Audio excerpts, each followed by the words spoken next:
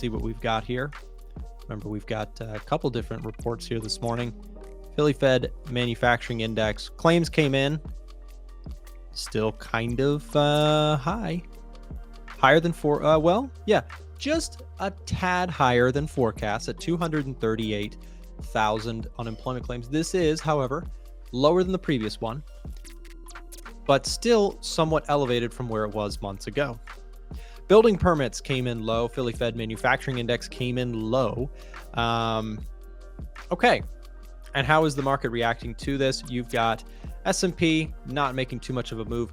Gold on the 1 hour chart did see a little bit more of a push to the upside. The dollar index came down slightly. The pound, the euro also bouncing off of that as well. Again, gold trading at 23.42, the time of us watching it here.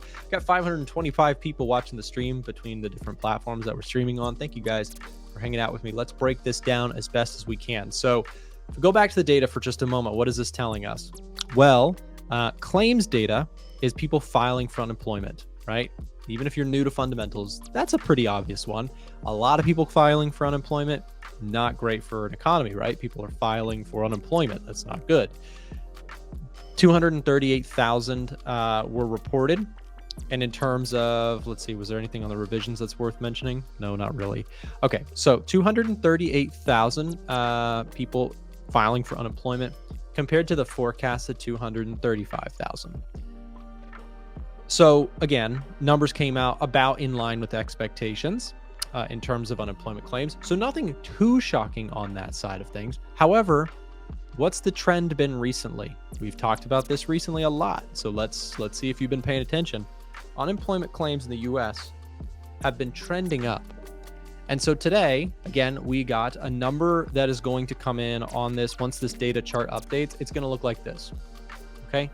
We still, long story short, are still seeing what I would say is a trend of increasing unemployment claims. So what does that tell you? Well, rising unemployment claims could suggest that the overall unemployment rate in the US could continue to trend higher. And if unemployment rate in the US continues to trend higher, I'm talking about the percentage here, we've hit 4%. If we continue to trend in that direction, it's still very historically low. Unemployment is still very, very historically low. In fact, can we go back 5 years on the Edge Finder? We can. Absolutely, we can. It's the Edge Finder after all. Low unemployment, pre-pandemic, shot up and has come back down. But look at this over the longer term, guys. We're talking about unemployment that may not look like it's very high, but it is moving in a positive direction. And this certainly seems to move with a lot of momentum, right? When this thing is, falling, it typically keeps falling. And when it rises, it typically keeps rising. So we may have, and this is very early to try and call this, but with all of this interest rate hikes and high levels of inflation, we may be starting to see the bottoming out of the unemployment rate in the US. What that means is that we may be kind of trending up on unemployment. And if you get a sudden rise in unemployment, what does that do? Well, that would suggest that perhaps a recession, or at the very least, a slowdown in business activity in the US could occur. Now, what does that mean for gold traders? I know a lot of you guys trade gold, a lot of you trade the dollar, a lot of you trade options and indices, you trade a little bit of everything. Well, unemployment data coming in light continues to feed into the bullish perspective that I have on gold on our top setups algorithm. This is an algorithm. It's taking a look at all the economic data and it's saying, hey, you know what? Data coming in, rising unemployment should be considered bullish for gold. Why gold? Because gold, remember, is a very soft hedge to that. It's a way that market participants try and offset their exposure to a particular thing like the economy slowing down. That being said, let's have a look at the aftermath. The NASDAQ is just slightly down here off of that news. Same with the Dow and the S&P. The dollar dropped and is now kind of in the middle of that range. Same thing with the pound, saw a little bit of a blip up, came back down. Euro, same thing. And gold, same thing. shot up, pulled back. Now it's trading back at 23.40, about where it was pre-news. So is that a fair response? Well, I think so, because unemployment claims they weren't shockingly different than what was expected. That being said, unemployment claims coming in at these levels still keeps me in the bullish camp for gold. So that's kind of where I'm at. I'm continuing to stay long gold. That is my current biggest position, as I've talked about a lot on the show. Market analysis, free trading courses, edge finder data, and special offers. What do these things all have in common? They're all available for you right now inside of our free Discord. You can click the link down in the description below to join the free Discord today and get access to all of this and more.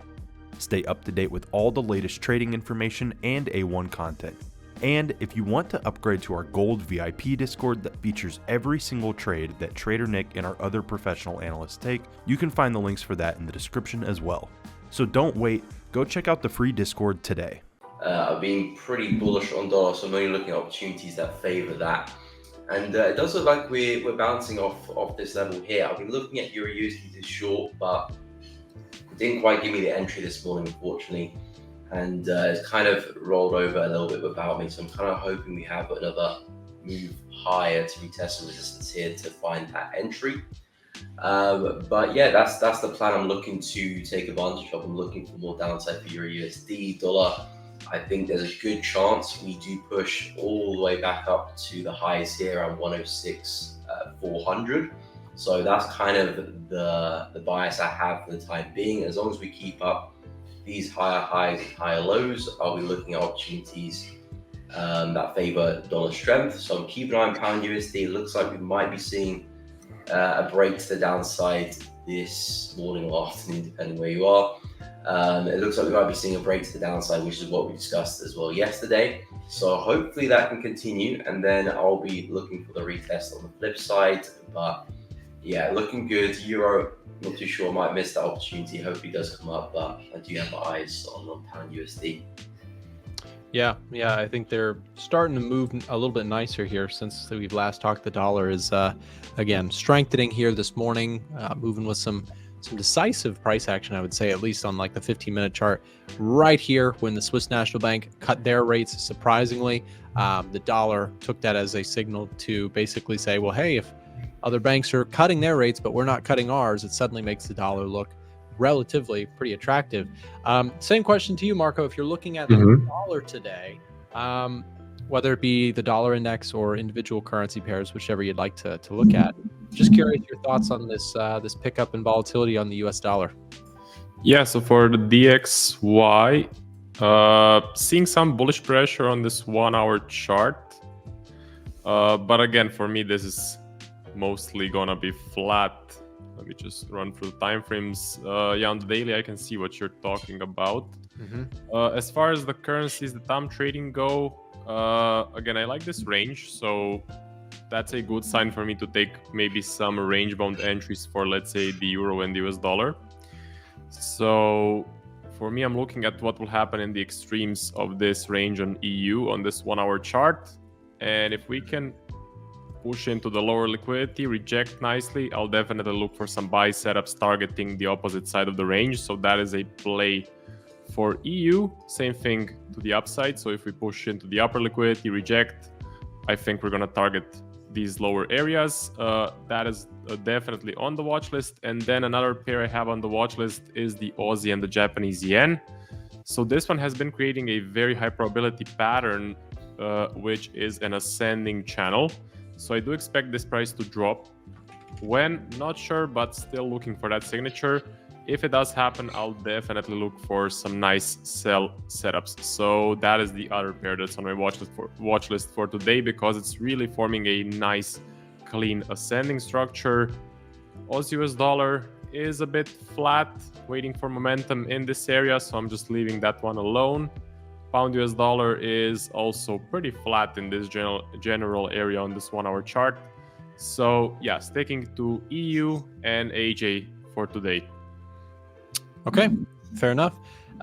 So that's quick through, and I just want to mention to everybody who's watching, when it comes to both Miko, Marco, and myself, we all have similarities and differences that we look to trade. So I thought that was interesting. You broke down euro dollar with the possibility of a range bound setup or of a kind of back and forth break. If it breaks the high, you know, that liquidity grab potential idea, and then back into the consolidation zone. So lots to think about there. Just curious on gold here this morning. We do see an attempt, it looks like, to potentially break out of this 23.35 level, which has been resistance for the last few days. I'm curious what your thoughts are on gold. Yeah, sure. Let me take a look.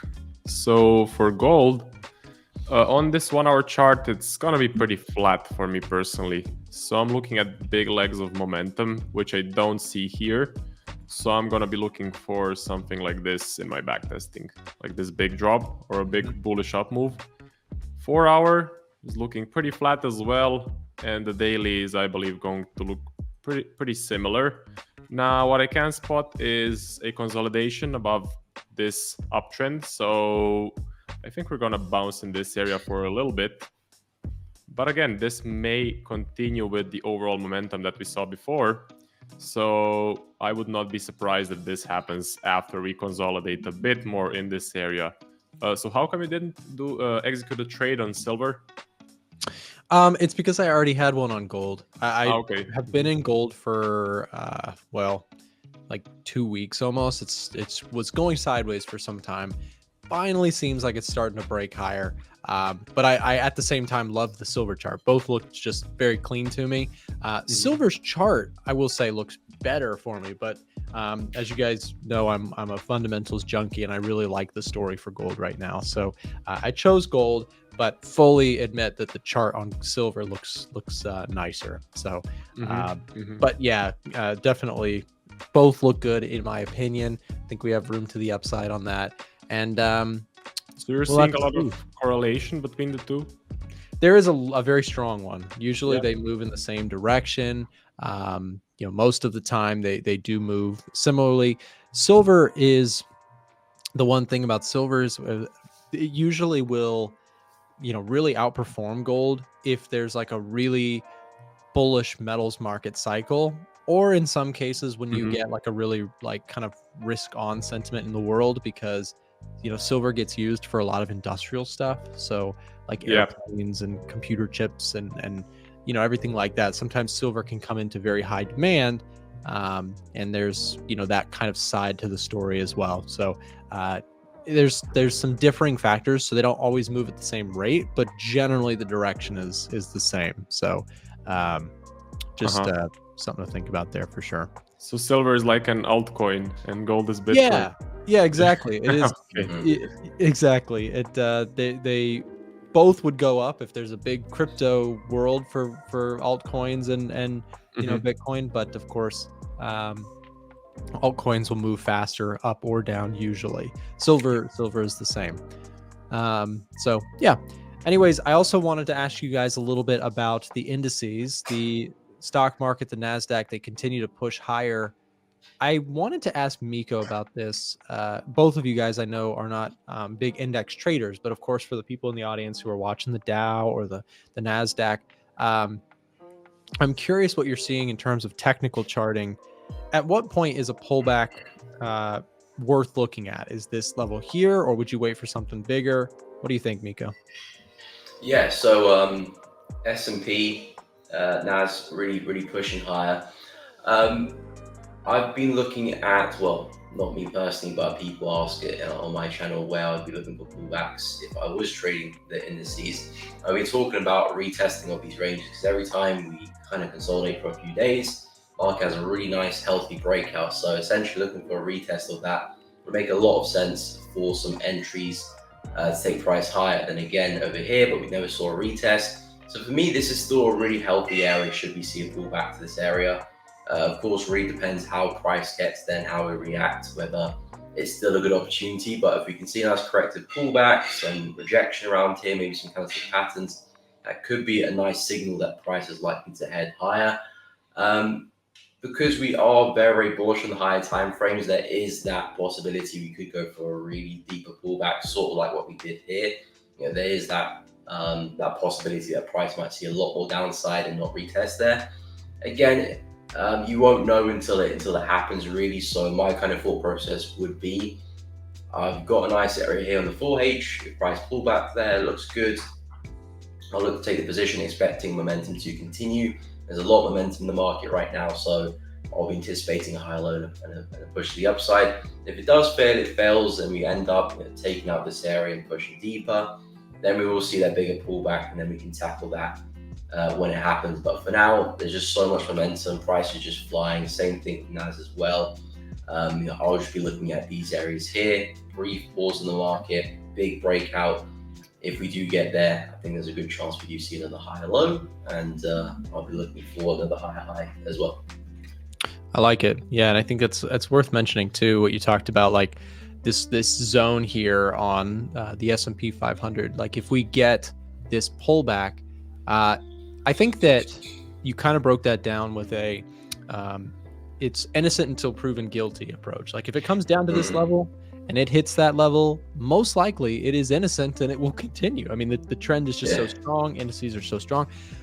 But there is also the interesting scenario where if it comes out as, you know, guilty suddenly, if it's not able to hold support, the rare it doesn't happen that often, but when drops happen on the indices, they're much more violent than rises. And so there is that possibility. You know, I always tell the story that Frank and I, when we first got into trading and investing in like 2016, 2017, we were looking at stocks together, and we watched for like 4 years, the stock market just went up and up and up. During that time, it was just a bull market for stocks. And we just I remember being like, man, I can never buy stocks. They're just always up. And 2020 came along, and in one single month, it wiped out all of the gains of 4 years of gains. Like, so the thing is, even in a bull market, you have to be very careful that, you know, you don't get overly committed to just the bullish side, because when it changes, it can be violent and it can go the other way, and it can drop a lot faster than it rises. That is for sure. It's the old concept that fear is actually a stronger motivator than greed. So something to think about. Anyways, same question to you, Marco. What do you think about the indices? Are you same camp? What do you think? Yeah, so for the S&P, on this 1 hour chart, we're starting to print some bearish pressure, but it all depends on what happens next. 4 hours is still looking pretty bullish, but the daily paints the best picture, and this is absolutely extremely bullish. So my bias is for this to continue up just by gauging the momentum, looking at the price action. I'm seeing absolutely zero signs of stopping. NAS 100. So starting with the 1 hour, starting to see some bearish pressure. 4 hour, not that much, and the daily is looking very, very bullish. So yeah, I just see no signs of stopping. What would be a very bearish scenario for me? Well, a big red candle on the daily. That would be a major warning sign, and it would be a definite shift in momentum and the sellers potentially taking control. But now I'm just seeing no stopping of this trend.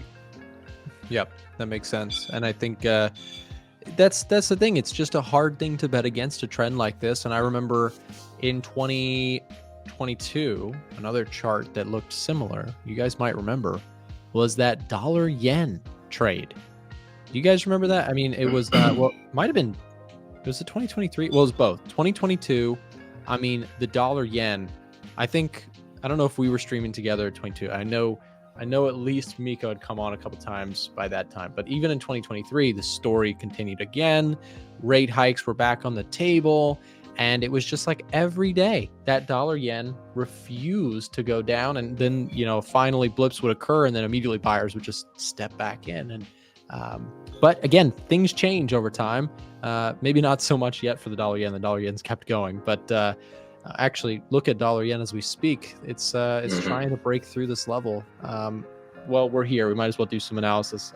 Miko, what are your thoughts on dollar yen? This is another, again, the same story happens over and over. We hit a big level of resistance on the NASDAQ. We hit a big level of resistance on the dollar yen, and then rejection, and then one day we wake up and there's just one of these candles. That seems to be the story. for the dollar yen, as without getting too fundamental, again, the Bank of Japan is really struggling with a very weak currency, and seems to be the trend here.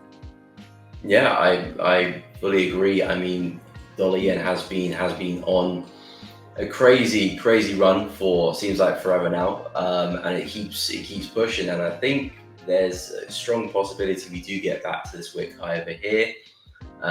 This is kind of where we had like a mini crash, if you will, with these heavy moves to the downside, and does look like a slow grind higher. And the main thing I'll be focusing on with dollar yen and the rest of the yen pairs is just the continuous higher lows that the market keeps printing in.